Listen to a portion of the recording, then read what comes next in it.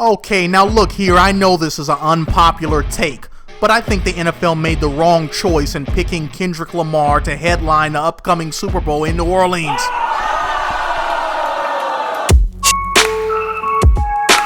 The city of New Orleans has hosted the Super Bowl many times over the decades. This upcoming Super Bowl is the 11th, and this is the first time that a hip-hop artist has been chosen to headline the Super Bowl in that city. And for it not to be an artist from New Orleans is pretty damn ridiculous. Oh my! So everybody want me to speak on this Super Bowl situation. Look, I'm mad about the situation just like y'all, man, but, you know, my hatred is toward the NFL, you know, not really the people that booked the halftime show. I'm mad at the people that hired the motherfuckers that booked the halftime show. I feel like y'all should step in. Y'all done threw 11 Super Bowls in New Orleans, man. Y'all have yet to put a hip-hop artist from New Orleans on the damn Super Bowl. Sure, y'all have put artists on the Super Bowl back in the days, Al Hurt, and the list goes on. Not too many. You know, I feel like every time y'all come here, y'all should have somebody from our city on this shit. But this time it really hit hard when you don't have Lil Wayne on the show. I don't see how the fuck y'all don't have Lil Wayne doing a halftime show. Somebody that has a whole bunch of fucking hits and somebody that really deserves it and somebody that can bring out multiple artists of all genres. Think about it. So this goes to you, Roger Goodell. You need to get it right, man. You coming in our city, sucking up our cultures and making up all this money and putting all this bread in your pocket, putting all this bread in other people's pockets and leaving us dry, hanging us dry. You gotta stop. Juvenile's frustration is justified. The NFL flat out ignored the New Orleans rap community like it never existed. First of all, I want to say forgive me for the delay. Just the delay. I want to say I had to get strength. I had to get strength enough to do this without breaking. I must say thank you. I must say thank you to every voice, every opinion, all the care, all the love, and the support out there. Your words turn into arms and it held me up when I try to fall back.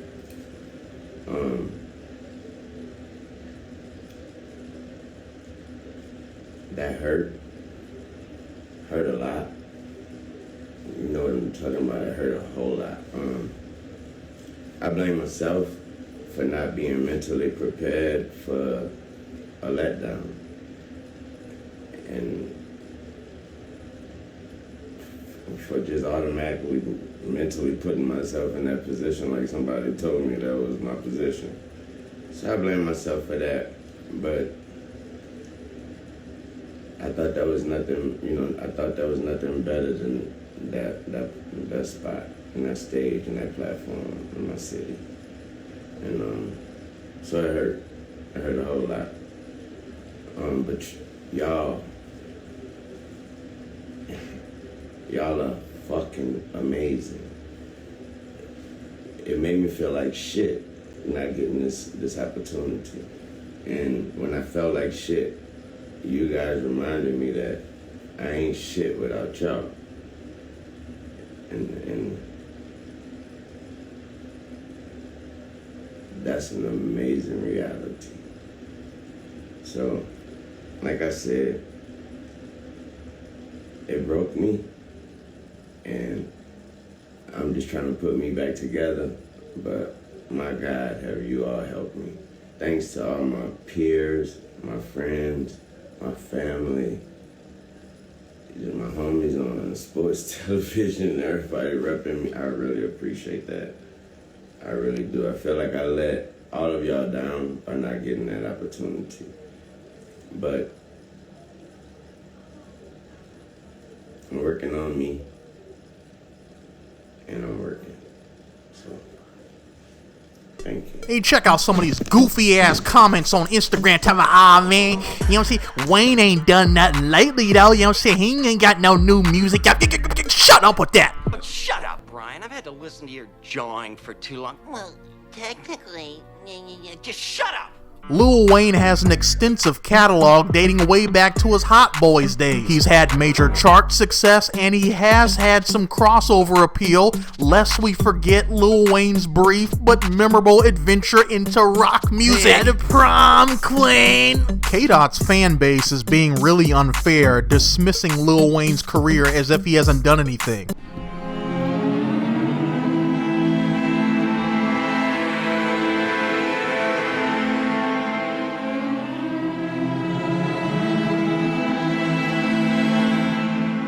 Back in February of 2022, Super Bowl 56 was held at SoFi Stadium in Inglewood, California. Dr. Dre was picked to headline the halftime show along with Snoop, Eminem, Mary J. Blige, and Kendrick Lamar, and with special guest 50 Cent. Now, was Dr. Dre picked to headline the Super Bowl halftime show because he was pumping out new material and dominating the charts?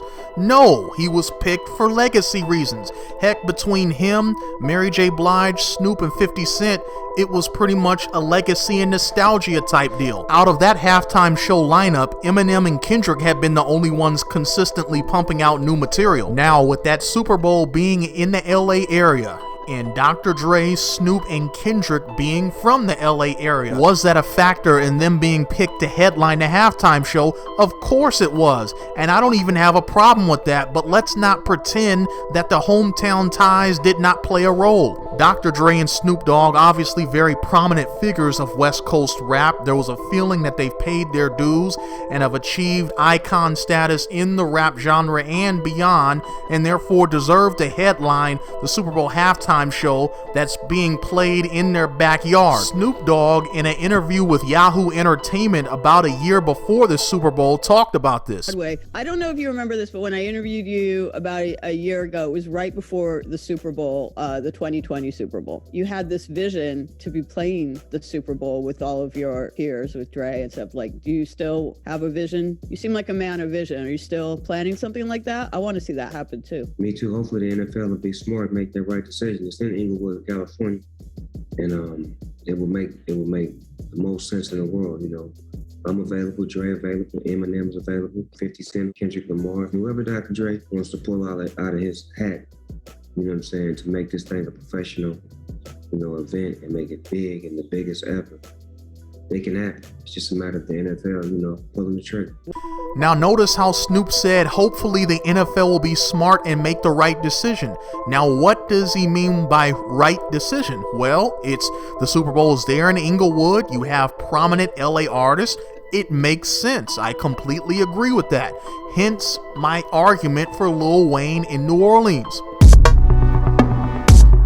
Kendrick Lamar is a brother with a lot of pride in where he comes from. He features Compton and Los Angeles in general very heavily in his music. So K-Dot, better than anybody, should understand the frustration and heartbreak Lil Wayne is feeling being denied the opportunity to headline a Super Bowl in his hometown. The Super Bowl in Inglewood. Do you guys think for 1 second that if they had picked an artist not from LA to headline there, that people would have been okay with that? Bruh. The West Coast would have raised the damn ruckus. You know it and I know it. Let's cut the crap. Well, obviously, hip-hop wise, Kendrick Lamar is the man of the hour. He had a very successful year, highlighted by his victory in the high-profile rap beef with Drake. A rap beef I thought was overrated, but whatever. His victory-clinching song, Not Like Us, was met with widespread acclaim and is hailed as one of the greatest diss tracks in history. Oh, man, I think Not Like Us is overrated. Damn. Overhyped, yep, sure is, and overplayed. Steph Curry agrees.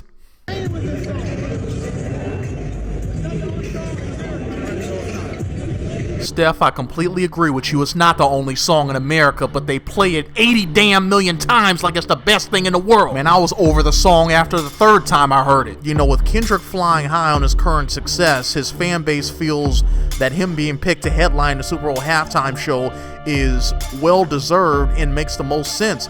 But if we are going by that logic of success, then you know who would have been picked to headline the Super Bowl when it was in Inglewood a couple years back? Drake. According to Billboard, those years, 2021 and 2022, Drake was the most successful hip-hop artist. So why was he not even considered to headline that Super Bowl? Because it was there in the LA area and he's not from LA. Pure and simple, that was why. But hypocritically, that policy clearly is not being applied in New Orleans. And I'm hearing from some Kendrick fans talking about, man, you guys are gonna be looking real stupid when Kendrick bring out Lil Wayne as a special guest. Look, if I'm Lil Wayne, I politely but firmly reject that offer, because there's something about that wouldn't sit right. Like, oh wow, you mean you let me perform in my own city? I mean, like it's done out of pity or something. I don't know.